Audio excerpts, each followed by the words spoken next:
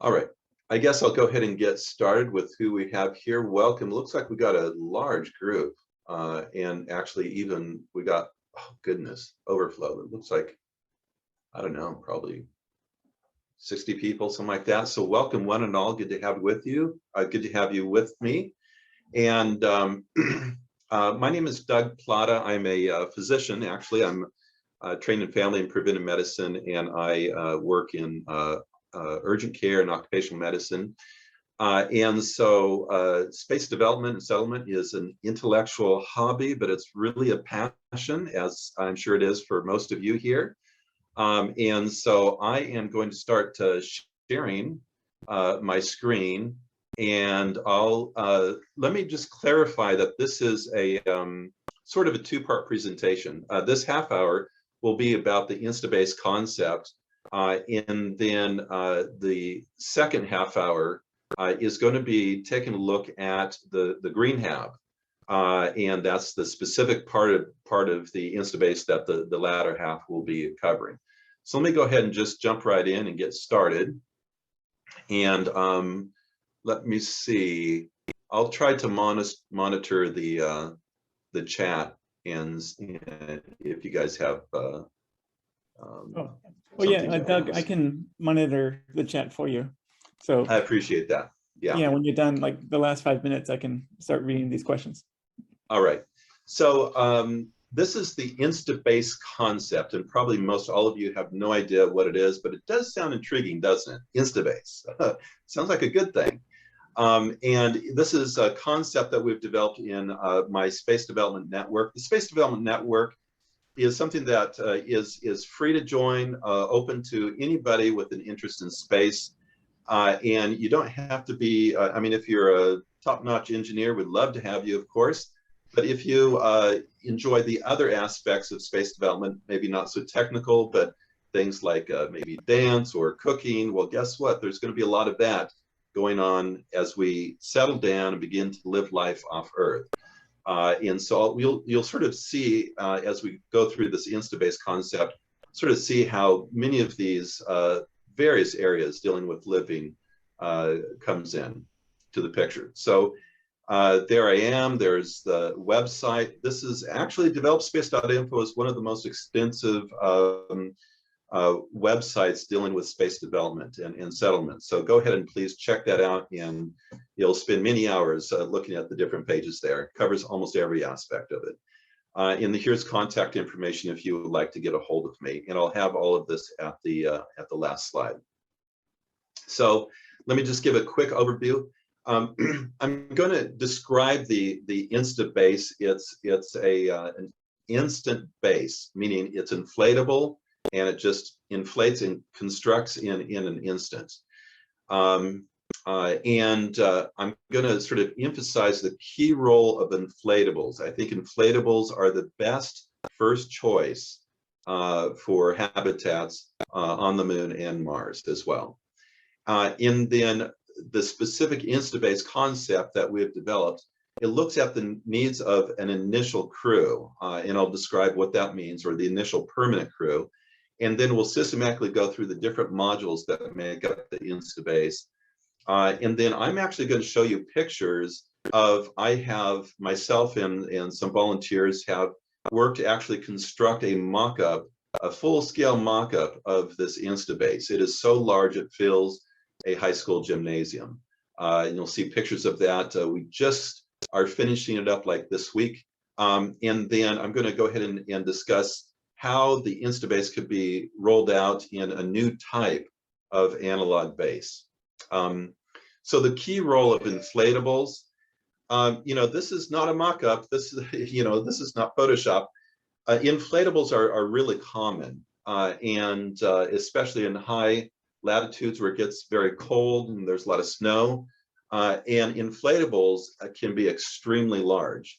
And it's not only extremely large on Earth, but I think the key thing is they can also be extremely large on the Moon and Mars. To be specific, a 100-ton payload of a Starship could deliver an inflatable that could have like between 2 and 3 acres of size. And then if you actually ship layer by layer, there's 5 layers in Inflatable. If you ship them layer by layer, you could actually get about 8 to 9 acres footprint of inflatables that could be delivered on the Starship piece by piece or layer by layer. And here's, I love this. This just sort of shows an example of inflatables, and you can imagine just how quickly those could be set up. And they can be very attractive too. So this is a simplistic sort of PowerPoint rendering of our concept for an InstaBase. And these are functional modules that are all attached together. You know, everybody loves 3D printing, but 3D printing takes a lot of time, takes a lot of either power or binder. And binder is itself, do you ship it or do you harvest it? And if you're not using binder, you're probably using a whole bunch of energy to center stuff. And the question is, how thick does it need to be safe? And how do you test this? You can't construct a 3D thing, a habitat, and ship it. You know, construct it on Earth, test it, okay, it works, and then ship it. There's a lot of issues that I think a lot of people don't take into consideration when talking about 3D printed habitats. Whereas inflatables, they can be constructed out of very strong materials, Kevlar, thin layers. They can pack up very tightly, and you open a valve of condensed air, and poof, you have your inflated base. And so that's the concept behind the InstaBase. Here's the different the listing of the different parts to the InstaBase. And there are some sort of peripheral things, chambers for liquids and airlocks. And then here's the dimensions. So it sort of gives you an idea. So here's the InstaBase is something that is applicable to both the Moon and Mars. And I think this is significant in that it can, Starship is probably going to land on the Moon before it lands on Mars. And certainly, I think an initial base is going to be established on the Moon before Mars. And so there's the opportunity to be able to demonstrate this technology on the Moon, make sure it's working while we are landing cargo on Mars, and then go ahead and land the same sort of maybe slightly revised habitat on Mars. And so this is applicable in both settings. So let's go through the individual modules. The concept that we are working with is a small initial crew. And in fact, we're looking at an initial permanent crew. I want to emphasize that initial permanent crew of 8. I think that's applicable for the Moon, but for Mars, it's probably going to be, my guess is about 25 people. You guys may have different guesses on that, but my guess is that SpaceX is not going to risk a large number of people on the first crew landing. So that initial permanent crew is going to be very historic. These are going to be the Mayflower people, if you understand that analogy. So in the InstaBase, we need to have bedrooms. So this is the bed hab. This is four rooms with 4 couples, so a total of 8. And this is, of course, where they would sleep and hang out just as couples. And then the bath hab, a couple of bath habs that would be able to serve the 4 couples. And none of these pictures here are actually renderings of ours. These are just images we get from the internet that sort of illustrate what it would look like. And then the next one, oh, I'm sorry, I'm going up. The next one would be the living hab.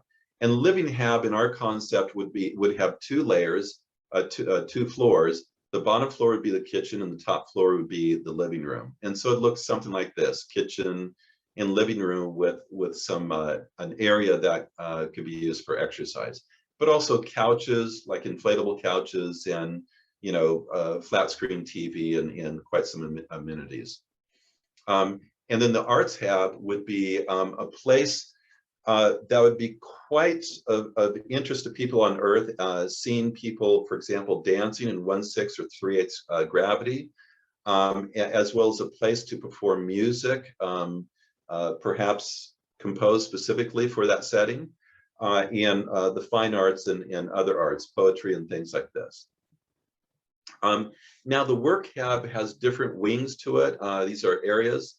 So the work hub would have a chemistry area that would be able to take, take in the carbon dioxide, the nitrogen, the 2% nitrogen in the atmosphere. It would take the water from, presumably this thing would be based on top of, go down just a short distance, and you're down in slabs of water, basically, glaciers. And so for organic chemistry, what we're showing here is a stoichiometric representation of the ice on the moon. And this includes carbon and nitrogen species of decent amount, and how this could be converted chemically into useful chemicals. And then on Mars, the situation is far better than the moon, in that you've got really readily accessible volatiles that can be used to make plastic and grow food and these sorts of things. And then there's the geology section. This is where telerobots could go ahead and bring in special rocks that could be analyzed for science, but also doing inorganic chemistry to produce different products. And then a robotics section that would be used to assemble telerobots. You ship the electronics, maybe the motors, but the rest of it is in relatively early, using nickel iron meteorites that are quite prevalent on the surface of Mars. We could go ahead and start producing the heavy parts of robots. Actually, on Mars, they wouldn't be so much telerobots as they would be autonomous robots. And then near, but outside, would be the metallurgy area, and it'd be outside because of the extreme temperatures being dealt with, and as well as the fumes. These are actual pictures from the rovers on Mars showing nickel iron meteorites sitting on the surface. They have over, I don't know, it's been something like 50 or 60 kilometers that they've all totaled. In that distance, they have found between, I think, 50 and 60 nickel iron meteorites of different sizes. And you and I have walked the surface of Earth our entire life, and we've never tripped over one of these things, probably. And so it just goes to show you just how prevalent these are. They are, Mars is in the asteroid belt, which helps, but also just the way the sand, whatnot works, sort of exposes it, just like in deserts here on Earth. Rocks on the surface have a good chance of being a meteorite. And then outdoor dealing with metallurgy, probably concentrated sunlight plus some sort of electrolysis to be able to, or induction heating, to be able to go ahead and melt these metals and process them. So there's metallurgy, but then there's processing before you get into machining. And so processing is things such as producing sheet metal, which would be extremely useful for many different things, furniture and equipment housing and these sorts of things. Okay. And then the machining part would be, of course, 3D printers, but also just CNC machines and some other things necessary to produce the variety of metal structures that we need, small metal structures, I would say. And then this is 2 green halves, and the volumes are actually sized to meet the nutritional need of the initial crew of 8. We are much more along the lines of University of Arizona at Tucson greenhouse, prototype greenhouse project, as opposed to the ecological approach like Biosphere 2. The greenhouse approach is just far easier. The ecological approach is far harder. In the spin hab, there's actually studies that show that if you suspend the tail of a rat to where it has 3/8 gravity forces on its hind legs, it does develop osteoporosis. And so if that's indicative of what people will experience, then we may need to have an indoor centrifuge. This design here is low mass, carbon fiber tubes and swivel chambers, so the force vector is always down, tall enough so that you can stand and get those full gravity. As long as you don't turn your head, you're just looking at your computer screen. for maybe 2 hours in the morning, 2 hours in the evening as you are doing sedentary activities, which we all do. And then the observatory, this is actually our mock-up. This is strictly an aesthetic feature that sort of gives it a nice look. And then the bubble hab is where you can actually walk, quote, outdoors. You're still indoors, but you could be in your pajamas, conceivably, and be able to walk out on the surface without having to suit up. And then the tanks and the ports around that complete the InstaBase. Okay, so and there would be some external features. Obviously, there's landers in the scene. On the moon, there could be a couple of one sort of a New Glenn or Blue Origin based Hydrolox lander, but then also the lunar optimized lander from SpaceX. And other things, crew vehicles and telerobots and whatnot, solar panels, etc. And then I just want to mention the crew and cargo vehicles could be the sort of electric skateboard, like a Cybertruck undercarriage. And these modules could slide laterally, so it could you could drive up and you're running out of power. You come directly up to one that has been recharged by solar panels, and then the module just slides over on top and you're off, just sort of like the Pony Express. And then these things, autonomous driving would be very easy because you just don't have the complexity of driving on Earth, you know, dogs running across the street and stuff like this. So the InstaBase comes in 4 levels. You can download the paper base, developspace.info/paperbase, all lowercase, and you can have fun cutting and taping or gluing and assembling your own paper base. And this, of course, is like $1. Okay. Now with the plastic base, which we're actually producing in my high school gymnasium, this is costing about $1,500 in materials, and these are actual pictures. $1,500 in materials and then free labor. So that's the plastic base, sort of just an illustration, a demo. But then going to the next one, I seem to be having problems advancing. Here we go. The vinyl base would be the same thing, only made out of vinyl, which is durable. You can have it outdoors. In the vinyl base, I've priced it with some companies in between $45,000 to maybe $70,000, depending on where you get it. Maybe made in Mexico would be cheaper. Then you could have the full thing, and this thing is very large. One would be one of the largest analog bases in the world.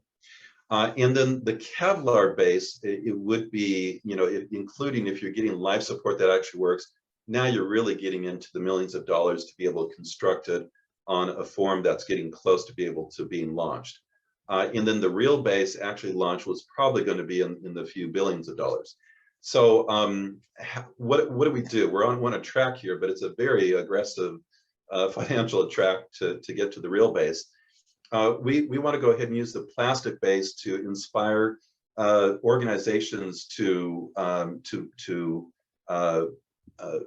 space advocacy organizations, especially those that don't have an analog base, to say, hey, let's get an InstaBase made out of vinyl. Just pay the companies and they'll make it. This gentleman, Ben, he is actually going to be taking the plastic base and doing a YouTube channel of what's it's like living and advancing in this setting. And this thing can be transported in a trailer like you see. So here's the work that we're doing, and we're almost done with it. High school gymnasium, and this is full scale. You see the guy on the left hand in front of that module, that gives you some perspective for size. This is the back end of it, or I should actually say it's the front end. And then here's with the green halves inflated. So very large. You can see the basketball boards for comparison. And then the vinyl base is, again, something that would be durable. And, what I'd like to see is a partner between different space advocacy organizations to allow people to join, to work with their local space advocacy organizations, and either have a complete InstaBase or have portions, like say, for example, if one local group wants to sort of focus on the green hab, then they could purchase just that and work on it, and then transmit the lessons learned to the full bases to help accelerate the development, like that. And these are estimates that I've come up with of how much it would cost for each module if it was made out of vinyl. The initial permanent crew would be the initial team that would work within this InstaBase, and they would have these different jobs sort of represented in the different modules, and so it would have sort of a complete unit. And so this completes my presentation about the InstaBase, and then the next half hour after Q&A, then we will get into the green hab and what the specific decisions, the choices we made in the design of the greenhouse within the InstaBase. So I'll open it up now for questions. Oh yeah, and I just want to remind you that the next half-hour workshop presentation has a whole separate Zoom link. So it wouldn't be this one, it'd be a different one. But okay, so the first question here is, how are you going to handle utilities running through the inflatables, like electricity, water, sewer, AC, heat? Yes. So is this in the real base? I guess they didn't state, right? So obviously electrical would be you'd have to have a flexible covering. So what's the covering of wires called? Conduits. Yeah, you need to have flexible conduits. There would be a below the InstaBase on the ground, there would need to be some equipment placed that would allow stuff to be transported in different parts. So it'd be actually outside of the habitat. Then how would you isolate the cold ground from an inflatable floor? That's a good question. I think actually, depending on the shielding, you can have a fair amount of insulation so that your issue is actually rejecting the heat being produced from inside. So I don't think that's actually an issue. Okay. What is the maximum unsupported span? Is it possible to cover a small crater? Well, it depends how small, obviously, but the problem I have with that question is it sounds like a span, like an arch that you're supporting, but with air pressure, the entire arch is being supported, or it's a dome, really. And so you have no limit to the size of area that an inflatable can inflate. And you got to remember, even if you're down at 1/2 of an atmosphere, that is 5 tons of upward force against the inflatable layers. And so there's a lot of force. I mean, just think about an inner tube, not an inner tube, but a tire on a car, and the pressures that are pushing that thing out. It's enough to carry the weight of the car. So it's unlimited size, I would say. So is there any kind of protection from meteorites? We all know what happens when you poke a hole in a balloon. Yeah, so depending on the specific type of inflatable habitat, if it's flat roofed with internal tethers, or if it's dome, you might have to have things that will catch regolith if you're covered with regolith, or if it's water, that would be more of an issue because it could pour out then. But if it's regolith, then you put a pretty small amount of regolith on top, and that will go ahead and stop the micrometeorites. There is in the comments, Stuart Nelson just has a related question. What is the strategy for sealing punctures? I think that's actually having microphones around, and you can triangulate the hissing sound of punctures. So instantly you can figure out where it is. And if you have rip stops in your fabric, then the tear won't go very far. If it's small, it takes a long time before the volume of air escapes, and so you have plenty of time to get over there and patch it up patching is not that difficult. And then how would you protect against radiation exposure? Shielding. I didn't get into that, but you got to have shielding. The interesting thing is you only need about 11 centimeters of regolith to get started, and then telerobots can work continuously, and you will always stay ahead of your radiation limits by that approach. Actually, the covering will go up faster than what your radiation accumulation limits. You won't reach your limits throughout your lifetime. And have you considered using rovers to drop inflatable rooms within lava tubes or onto cliff walls, perhaps? Interesting.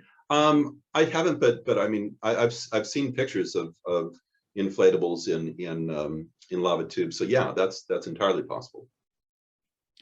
Then how level or smooth does the surface need to be? I think the surface needs to be pretty smooth, and I think telerobots, like using lasers, can smooth it and compact it. You may need to do sintering, but that's just a matter of spending that energy. And how do you keep the floor flat and prevent it from ballooning from the pressure? That is a real problem. My best guess is that if you have the Kevlar straps, that you go ahead and anchor using ground anchors all the way around to be able to get it to flat and stay flat. But the engineering needs to be put into that to make sure that's safe. Would a single standard size be easier to develop and perfect instead of different sizes and shapes for each module?